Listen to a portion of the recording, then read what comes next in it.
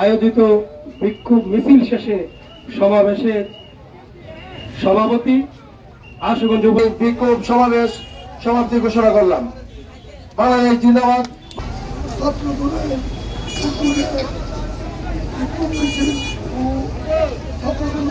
আমরা বক্তব্য দিতে দাঁড়িয়েছি।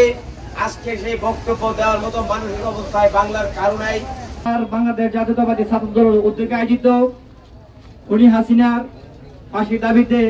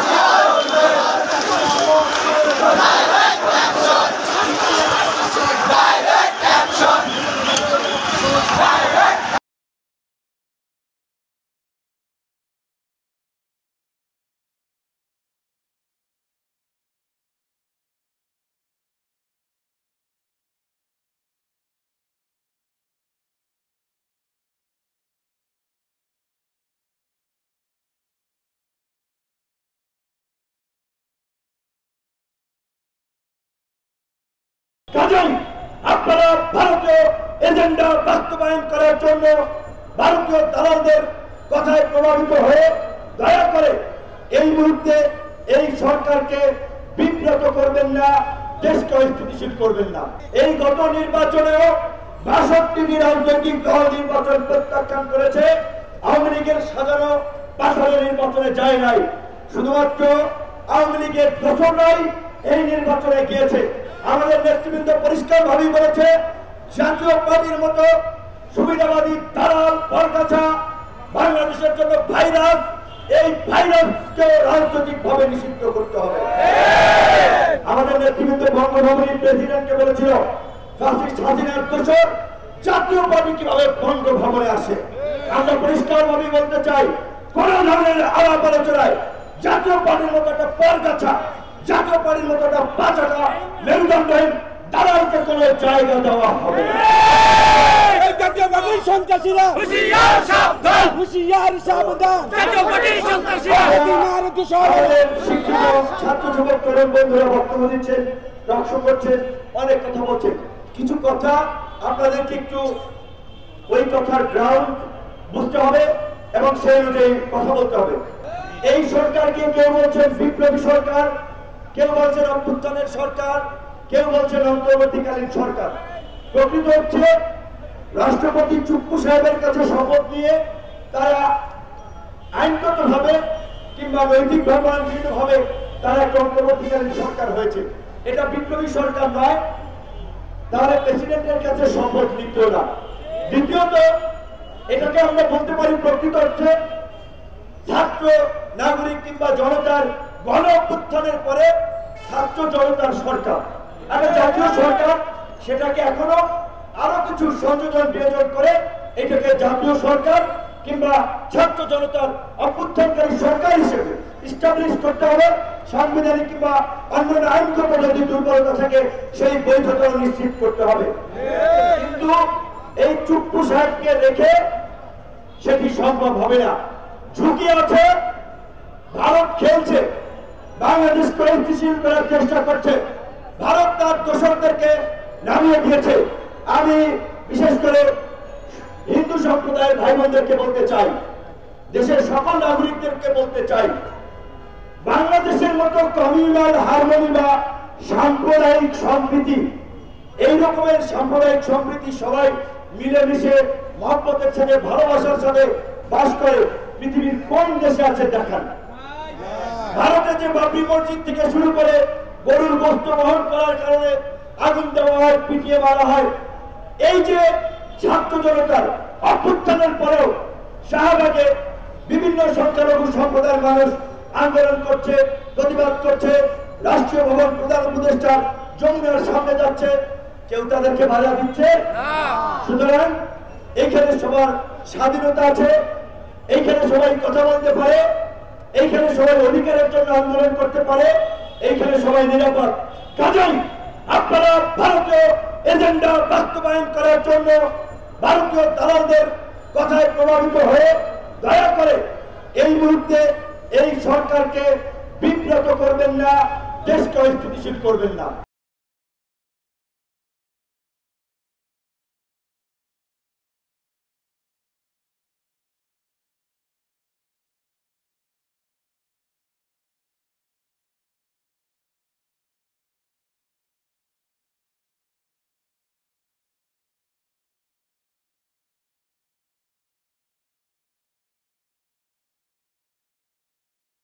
আপনাদের ভুলে গেলে চলবে না। গত প্রশাসনে, গত 15 বছরে পুরো প্রশাসনকে শেখ হাসিনা তার চাটুকার, ধারাল, দুর্নীতিবাজ, নৈতিকভাবে বিচ্যুত তাদেরকে দিয়ে প্রশাসন সাজিয়েছে। এই যে রহমান কিংবা আনিসুল হকদেরকে গ্রেপ্তার করা হচ্ছে, ধানমন্ডি একটি হত্যাকাণ্ড। ধানমন্ডির এরকম হত্যাকাণ্ড মানে অদৃশ্য কিংবা প্রমাণ নাই, এই সমস্ত মামলায় তাদেরকে কিন্তু সাজা দেওয়া ডিফিকাল্ট হবে। তখন কিন্তু আইনের ফাঁক ফোকর দিয়ে তারা বেরিয়ে যাবে। কাজেই গত সরকার যেটা করেছিল, গায়েবী মামলা, ভিত্তিহীন মামলা নয়, সুস্পষ্ট তথ্য প্রমাণ এবং অভিযোগের ভিত্তিতেই যেন তাদের বিরুদ্ধে মামলা দেওয়া হয়, আমরা সেই আহ্বান জানাচ্ছি। একই সাথে বিএনপি, জামাত, বিরোধী দল, নাগরিক সমাজ, সাংবাদিক সমাজ সকলকেই বলবো, আপনারা গত 15 বছরে যে যেভাবে ভুক্তভোগী হয়েছেন, যে যেখানে নির্যাতনের শিকার হয়েছেন, নির্যাতনকারীদের বিরুদ্ধে প্রতিটি থানায় থানায় আপনারা মামলা দায়ের করুন। কিন্তু তথ্য প্রমাণের ভিত্তিতে আপনারা মামলা দায়ের করবেন, আজগুবি গায়েবী মামলা দায়ের করবেন না। বিএনপি, আমরা সব রাজনৈতিক দল আমরা ডিরেকশন দিয়েছি, সাম্প্রদায়িক সম্প্রীতি রক্ষা করার জন্য, কোন সংখ্যালঘু যেন হামলা মামলার শিকার না হয় সেজন্য কমিটি করে পাড়া মহল্লায় তাদের সেফটি, তাদের প্রতিষ্ঠানগুলোকে রক্ষা করা। বর্তমান সরকার গঠন হয়েছে, কিন্তু এই সরকারের রাহুর গ্রাস বলেন, রাহু কিন্তু কাটে নাই, রাহু আছে অনেক। সরকারকে অস্থিতিশীল করার জন্য, ব্যর্থ করার জন্য, অকার্যকর করার জন্য অনেকভাবে প্রচেষ্টা চালানো হচ্ছে। আপনাদের ভুলে গেলে চলবে না।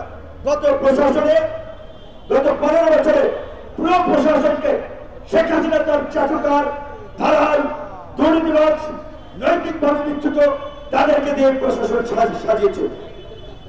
থানায় পুলিশ এখনো অনেক জায়গায় থানা জেলা অনেক জায়গায় কর্মস্থলে যোগ দেয়। ওই যে আওয়ামী লীগের চাটুকার দালাল দুর্বৃত্তরা পুলিশকে ভুল বোঝাচ্ছে, ডিমোটিভেট করছে, তোমরা যাইও না, তোমরা তোমাদের নিরাপত্তা নাই। কিন্তু আমরা পরিষ্কার ভাবেই আপনাদের এইখান থেকেও আমরা যেহেতু যুগপৎ আন্দোলন করেছি, রাজনৈতিক ভাবে সমস্ত বিরোধী দলকে নিয়ে রাষ্ট্র মেরামতের রূপরেখা থেকে শুরু করে অন্তর্বর্তীকালীন সরকারকে সহযোগিতা করছি। সমস্ত রাজনৈতিক দলের নেতা কর্মীদের উদ্দেশ্যে বলবো, আপনারা প্রত্যেক দলের পক্ষ থেকে ইউনো, ওসি, ডিসি, এসপি তাদের সাথে মিটিং করে তাদেরকে আমাদের আহ্বান পৌঁছে দিবেন। আমাদের জাতীয় নেতৃবৃন্দ, আমাদের নেতৃবৃন্দ দিক নির্দেশনা দিয়েছে আইন শৃঙ্খলা পরিস্থিতি স্বাভাবিক করতে আপনাদেরকে সহযোগিতা করার জন্য। আপনারা ওসি, ইউনো, ডিসিএসপি তাদেরকে আস্থায় নিয়ে আসুন, তাদেরকে মনোবল বৃদ্ধি করুন। কারণ স্বাভাবিকভাবেই যে পরিস্থিতি হয়েছে এবং এখনো একটি দুষ্কৃতিকারী গ্রুপ যারা একটা অস্থিতিশীল পরিস্থিতি তৈরি করার চেষ্টা করছে, তাদের প্রশাসনের অনেকেরই হয়তো মনোবল কিছুটা ভেঙেছে। আবার যারা দুর্নীতি লুটপাট করেছে তারা তো জানে তাদেরকে বিচারের মুখোমুখি হতে হবে, তাদেরকে চাকরিচ্যুত করা হবে। কাজেই ওরাও প্রশাসনের মধ্যে নানান ধরনের অস্থিরতা তৈরি করার চেষ্টা করছে। গতকালকে আমরা স্বরাষ্ট্র উপদেষ্টাকে বলেছি, গত 15 বছরে যারা পদোন্নতি পায় নাই, পদ বঞ্চিত ছিল, বাধ্যতামূলক অবসরে গিয়েছে কিংবা অন্যায় শিকার হয়েছে, তাদের প্রত্যেককে সকল সুযোগ সুবিধা সহ চাকরিতে পুনর্বহাল করুন। এবং একই সাথে পুলিশি ব্যবস্থা যদি সক্রিয় করা না যায়, আইন শৃঙ্খলা পরিস্থিতি স্বাভাবিক করা ডিফিকাল্ট হবে। সেই কারণে আমরা দাবি জানিয়েছি দ্রুত সময়ের মধ্যে প্রয়োজনে আরো নতুন পুলিশ নিয়োগ দেওয়া। একই সাথে আমরা বলেছি যে সমস্ত জায়গাগুলো ঝুঁকিপূর্ণ রয়েছে, পুলিশের মনোবল বৃদ্ধি করার জন্য ওই সমস্ত থানায় প্রয়োজনে 10 কিংবা 20 জন সদস্যের একটি সামরিক বাহিনীর টিম ওখানে দিয়ে দেওয়া। আশা করি সেটির প্রয়োজন হবে না। কিন্তু এই সরকারের জন্য আমরা যেটা বলেছি, দুটি এই মুহূর্তের বড় চ্যালেঞ্জ, একটি হচ্ছে আইন শৃঙ্খলা পরিস্থিতি স্বাভাবিক অবস্থায় ফিরিয়ে এনে রাজনৈতিক স্থিতিশীলতা প্রতিষ্ঠা করা, আরেকটি হচ্ছে অর্থনৈতিক গতিশীলতা ধরে রাখা। কাজে এই জন্য আমরা যেটা বলেছি, এই সরকারের অনেকেরা কেউই কোনো রাজনৈতিক দলের সাথে ছিলেন না, তাদের অনেকের রাষ্ট্র পরিচালনার অভিজ্ঞতা নাই। কাজে আমরা তাদেরকে এখানে বসিয়েছি, তারা আমাদের মনোনীত সরকার, সুতরাং তাদেরকে সব ধরনের সহযোগিতা আমাদেরকে করতে হবে।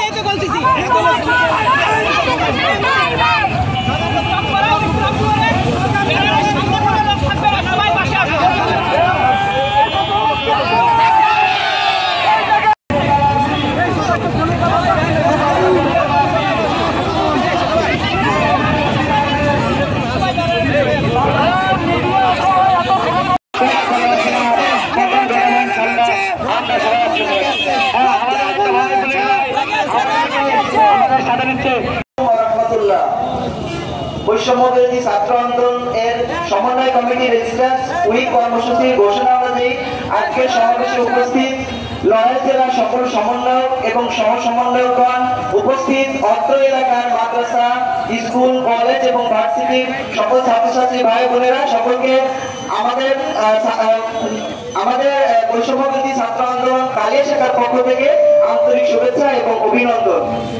আমাদের কেন্দ্রীয় যে 4টা দাবি ছিল ভাইরা সেগুলো উপস্থাপন করেছেন। আমরা কালিয়া শাখার পক্ষ থেকে সেই দাবিগুলোর সাথে একাত্মতা ঘোষণা করছি এবং ভবিষ্যতে দেশ সংস্কারের যে কোনো কর্মকাণ্ডে আমরা সক্রিয় ভূমিকায় ইনশাআল্লাহ অবতীর্ণ হব। পাশাপাশি নড়াইল জেলার যে ছাত্র কাছে আমাদের দাবি যে আমরা কালিয়া শাখায় যারা রয়েছি তারা যে কোনো প্রয়োজনে তাদের জন্য সহায়তা আমরা পেয়ে থাকি।